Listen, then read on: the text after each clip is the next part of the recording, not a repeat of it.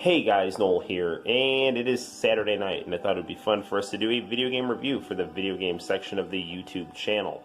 There has been a lot of talk about Final Fantasy VII Remake in the video gaming community recently, so I thought it would be fun for us to do a review of the original Final Fantasy VII demo disc. There is also a lot of talk of this Final Fantasy VII Remake being put out in some kind of demo form on the PlayStation Network. So what better thing to do than actually take a look at the original demo of Final Fantasy VII. We're going to be reviewing the Japanese version of this. They came out on Tobal #1, designed by Akira Toriyama of Dragon Ball fame. So we can see the new Broly movie playing on the Commodore 64 1084S, the fantastic CRT monitor. So I'm going to actually set our camera up right now. This is a new and improved camera from a new and improved cell phone from the fine people at Motorola. I'm going to hit the lights, enjoy these soothing sounds.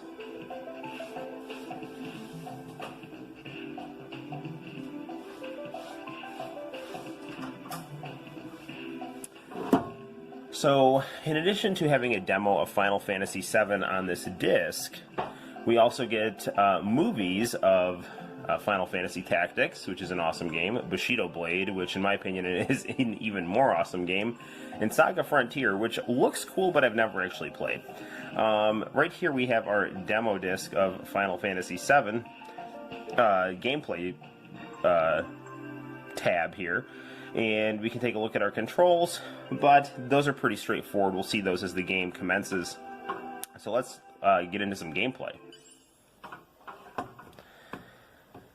Now, this is going to be in Japanese, but I've played this game so much that I pretty well have every thing memorized, especially in Midgar. And our new and improved cell phone gets along much better with black screens than our old phone. Our old phone just decided to stop working. I was doing some lesson plans, went to unlock the screen, and the phone stopped being a phone and started being a paperweight. So we got this nice new phone here, and it seems to be doing us well. So, one big difference you'll notice in this Japanese demo disc as opposed to Final Fantasy VII is the fact that during the star opening, where you kind of hear the sounds of the live stream, we actually have some text, which the American Final Fantasy does not have.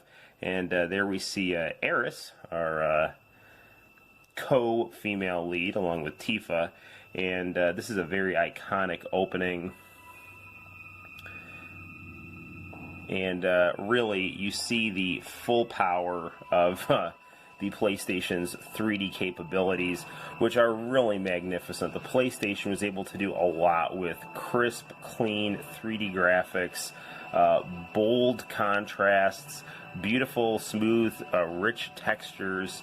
Really, it was something that looked fantastic in 1996 and 97, and if you ask me, it still looks amazing in 2019, so much so that, you know, I don't think Square has ever really topped Final Fantasy VII, which is why at this point they're basically just remaking it, and that's not a knock on Squaresoft. That's a compliment to how amazing this game is, at least in my opinion. And my opinion, hopefully, will be validated by some evidence as we move into this demo, as this train decides to park itself. Now, the history of Final Fantasy VII is fascinating. It began as a game in development for the Super Famicom not long after Final Fantasy VI. It actually started out as something of a detective game, and the characters were terrorist freedom fighters being pursued by the New York City detective, hot-blooded Detective Joe. And the game started out with 3 core characters, which we see here: Cloud, Aeris, and Barrett. Now, in this game here, you'll notice that the in-game fight models of Eris, Cloud, and Barrett do look a bit different. Barrett looks taller. These character portraits are also different than in the final product. So that's a thing to pay attention to. You'll also notice there's some differences here, like I can't really pull out any potions from these knocked out soldiers. But the premise of the game, changed quite a bit. The detective theme sadly was dropped, but did reappear in Parasite Eve. But definitely the gritty city, futuristic cyberpunk feel was maintained in the early portion of the game on Disc 1. So really about the first 30% of this game takes place in a city called Midgar. And it's really my favorite part of the game, and apparently the Final Fantasy VII Remake is going to take place in Midgar, either for most of the first disc or the entirety of the first disc of that new game, at least from the news that I'm hearing online, which is what it is. So right now what we're doing right now, if you can't read Japanese, is we are part of a group called Avalanche, which is attacking Mako reactors which are poisoning the planet and are being run by an evil corporation named Shinra. And as you play Final Fantasy VII, you realize that Shinra's greed and lust for power is beginning to have apocalyptic implications, not just through pollution, but also by messing with the spiritual forces of the planet Earth, and also science and aliens from afar. It's quite amazing. Now, as you can tell, this is a turn-based RPG, and I'm basically just attacking right now. But if I wanted to start using some magic points, I could bust out some thunderbolts, some ice, and for the purposes of this demo disc, you can actually summon Leviathan, which is something that Squared tends to do in their Final Fantasy VII demos, or not just Final Fantasy VII demos, just Final Fantasy demos in general, is to include a summon in the demo, regardless of if it's the proper point in the game to include a summon in. So I remember I had a Pizza Hut demo disc that had Final Fantasy VIII on it, and that had Leviathan as Renoa's summon. And this one here for Final Fantasy VII as Leviathan is Eris's summon. So basically Barrett is describing what Avalanche is doing, and Cloud is kind of indifferent at this point. Cloud is a mercenary who has been hired by this freedom-fighting or terrorist organization for his services by his childhood friend that there is probably some unrequited love for, Tifa. Where does the unrequited love lie? That's something you can unravel in the game when you play it.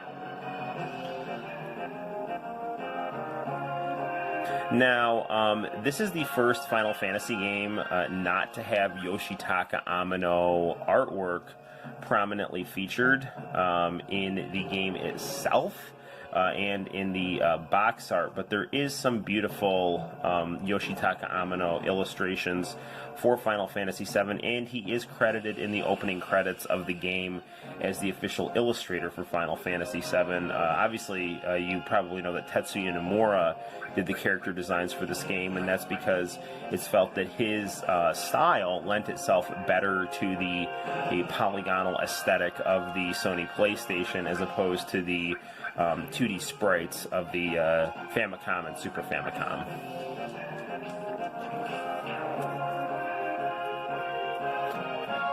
Now you'll notice that on this demo disc we're not getting the fanfare when we're beating enemies, the whole do-do-do-do-do-do-do-do, which does become something of a hallmark of this game. This game looks very, very beautiful though. There are some people that say that this game hasn't aged well. I very, very strongly disagree. I think this game looks great. I love the chibi polygonal graphics. They look both futuristic and charming at the same time. The interesting thing about this game is that when it was shown in commercials for Tobal #1, because this demo disc was released on Tobal #1 in both the United States and in Japan, they actually did not show clips of Final Fantasy VII. They actually showed clips of Tobal #1's RPG minigame.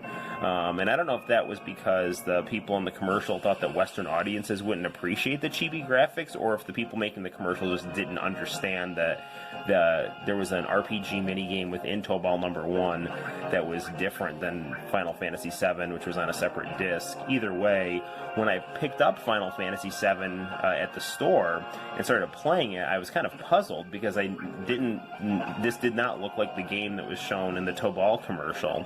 And in the actual commercial for Final Fantasy VII themselves, it just showed the CG cutscenes, and it's not that I was underwhelmed at all by the graphics. I knew that the graphics were great, but this was actually my first time playing a role-playing game outside of just randomly playing The Legend of Zelda, once in a while at a babysitter or a friend's house, and I was not used to these kinds of graphics, but I quickly came to appreciate them.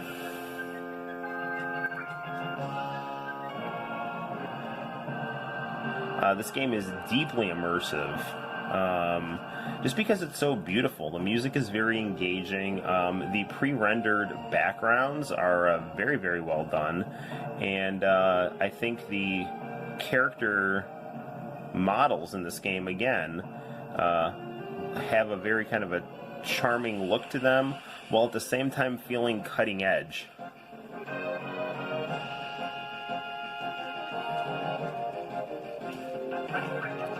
So, I don't know. I'm always down for more Final Fantasy VII anything. But, on the other hand, I know that the remake is going to be a different game than this, and I don't know how I completely feel about that. So there we saw some lightning bolt action, and I'm going to hopefully do a healing spell here.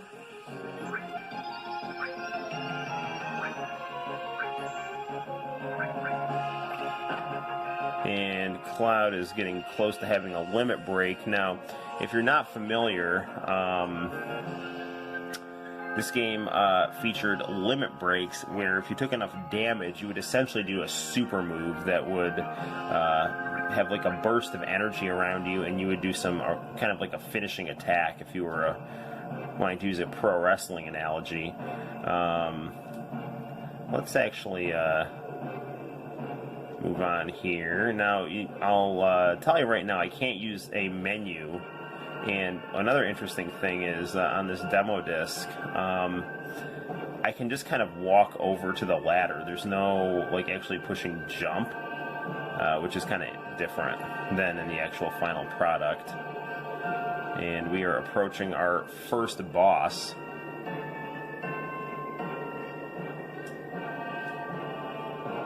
Incidentally, this might sound kind of weird. I've only recently discovered Final Fantasy VII Abridged, and that is hilarious. I think I'm going to probably watch some of that after this. Different sound effects for planting the bomb here on this reactor, because now we have tripped an alarm, and this crab monster is going to attack us. But remember, don't attack when its tail's up. It's going to counteract with its laser. But actually, I forgot this demo. They've got different people attacking us here. That's crazy. I completely forgot about this. Limit break time. So I'm gonna potion myself up here. So Barrett's gonna hit with this big shot here. And I am summoning Leviathan as we speak.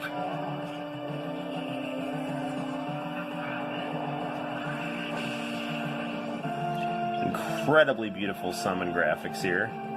Leviathan was always a very cool summon.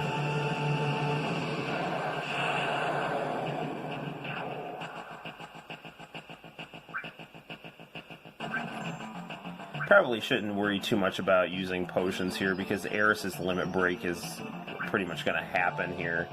And her limit break is a healing spell, so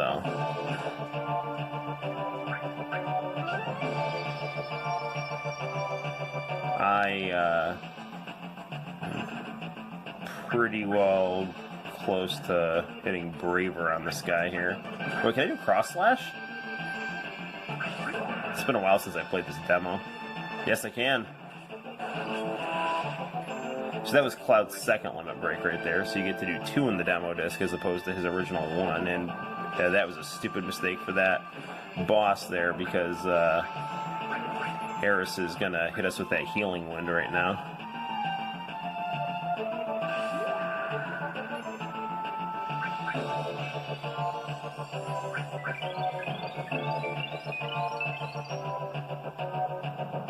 And now we are restored to full health.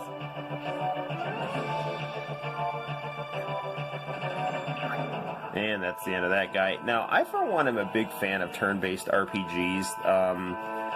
You know, if you like American football or chess, you know, the idea of, you know, behold my mighty attack,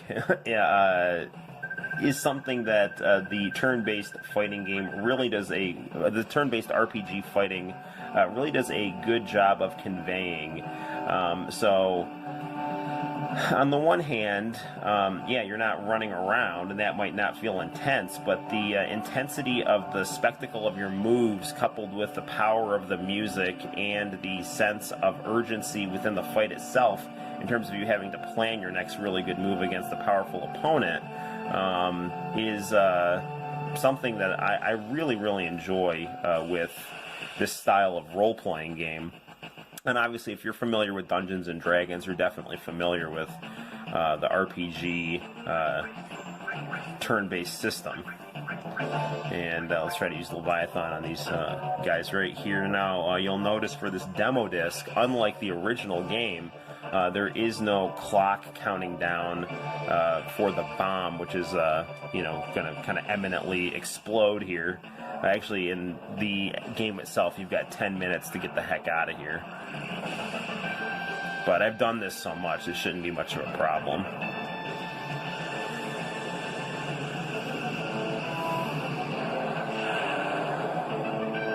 Oh, no, that Leviathan didn't work at all. If we wanted to, we could run away. But let's stay and fight here. Although we're taking some damage here. These guys are being pretty annoying. Oh no, shoot, they're water elements, darn it. That's why Leviathan didn't work on them.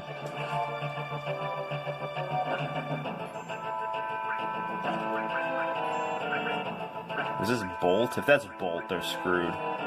So the thing in Final Fantasy VII is your different elements will counteract different. They will affect different enemies differently depending on their innate strengths, right? So if you have a robot, electricity is going to weaken that robot. If you have water, electricity is going to weaken the opponent whose water is their native element. So you just kind of got to be aware. If when you play Final Fantasy VII, there's actually one point where you fight a zombie who's incredibly difficult, but if you use Phoenix Down on it, it dies immediately, which is the Resurrect potion. So, you know, cool little tricks like that really make this game awesome. And one thing you'll notice is Jessie's leg is caught in a different spot right here. So we're going to help her out because Jessie's cool. I was really sad when she died. There's another spoiler. But this can't really be a spoiler. This game came out in 1997 in the United States and 1996 in Japan. So, you know, I mean, come on. So we're still moving and grooving on out of here. But I forgot. I don't remember if that's Biggs or Wedge down there. But, oh shoot, no, the timer is going off. I think we've got 2 minutes to get out of here. But I want to try to rescue Wedge down there.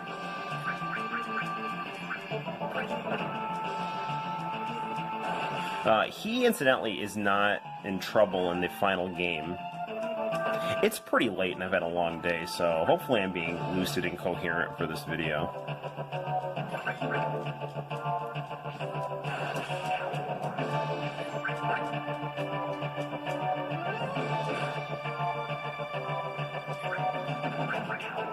And one more should do it. Oh, he's a tough dude.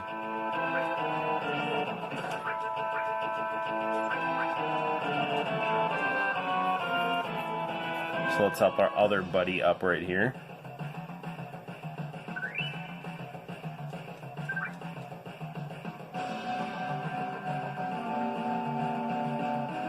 Come on, man, let's go. Go, go, go, go, go.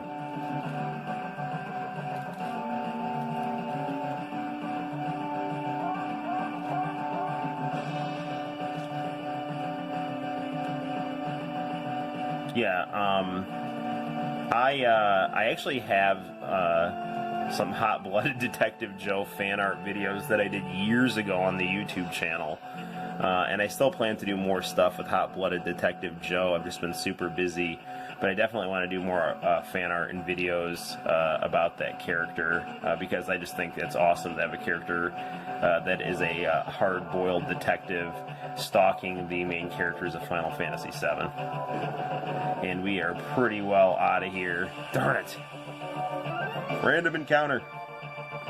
My best friend and well, he's still my best friend, but he told me one time he was definitely my best friend in junior high, and this game came out when I was in junior high, and he would tell me that he would fall asleep during Conan O'Brien, and we used to play Final Fantasy VII constantly, so he'd fall asleep during Conan O'Brien and have these dreams where Conan his face would spin into that random encounter.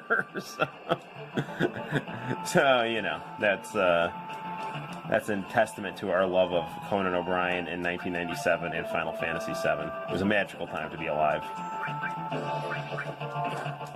Go down, go down, go down.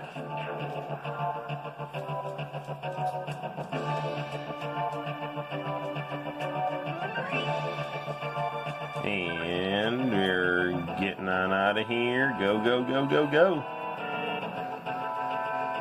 And that's going to do it. And we're going to help Jesse up here once again. That lovable goof. The reactor is going to blow. And our mission is complete. So make sure you pick up Final Fantasy VII this December. And there we have it, ladies and gentlemen. That is our video.